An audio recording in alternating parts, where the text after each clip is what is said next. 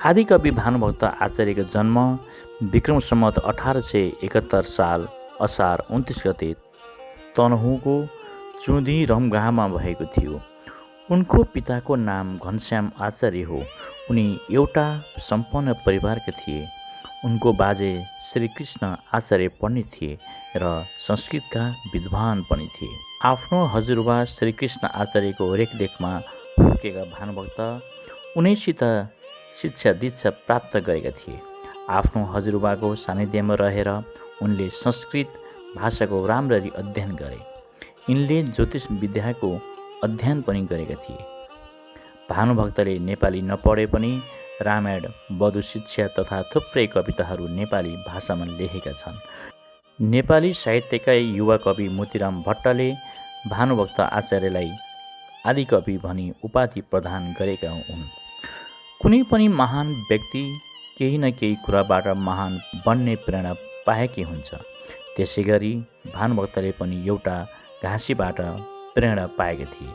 एउटा घाँसीले भानुभक्तसित भनेको थियो कि घाँस बेचेर प्राप्त पैसाले आफ्नो परिवार बालबच्चा पाल्छु र अलिअलि बचत गर्दै मरेपछि नाम रहोस् भन्नका लागि एउटा कुवा खनाउँछु। घाँसीको यस्तो कुरा सुनेपछि भानुभक्तलाई काम गरेर नाम कमाउने भित्री ज्ञान प्राप्त भयो।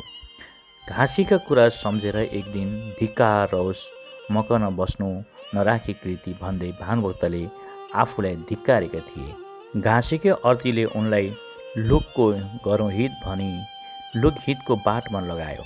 त्यसैले उनले आफ्नो घाँसी कवितामा लेखेका पनि छन्।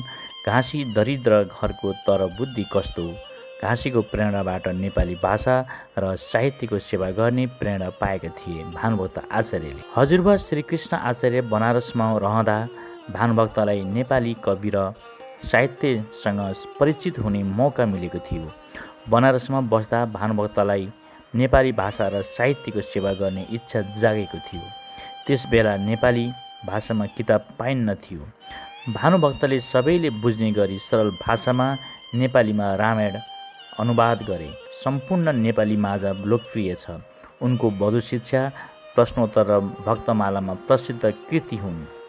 भानुभक्तमा ज्योतिष सम्बन्धी ज्ञान पनि थियो।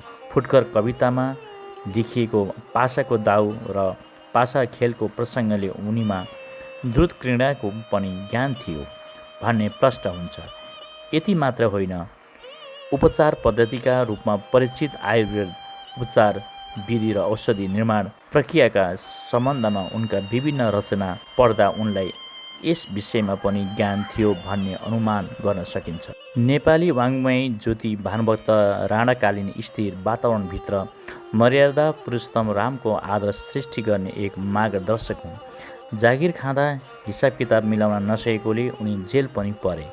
जेलमा बसी उनले रामायणको अयोध्या काण्ड, अरण्य काण्ड र स्कन्द काण्ड र सुन्दर काण्ड रचना गरेका थिए। भानुभक्त आचार्य नेपाली साहित्यका प्राथमिक कालका महान कवि थिए।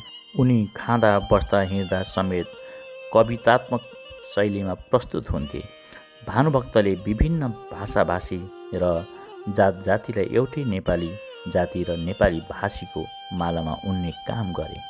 उनले रचना गरेको रामायणले विभिन्न जातिमा भावनात्मक एकता कायम गर्न सफल भएको छ। भानुभक्तले बालजु वर्णन र कान्तिपुर नगरी कवितामा राष्ट्रको यथेष्ट गुणगान गाएका छन्। यसले उनमा राष्ट्र र राष्ट्रियताप्रति गहिरो माया थियो भन्ने देखाउँछ। नेपाली साहित्यका माध्यमबाट राष्ट्रिय एकता सुदृढ पार्न महान योगदान दिने भानुभक्तको मृत्यु विक्रम सम्वत 1925 असोज 6 गते भएको थियो।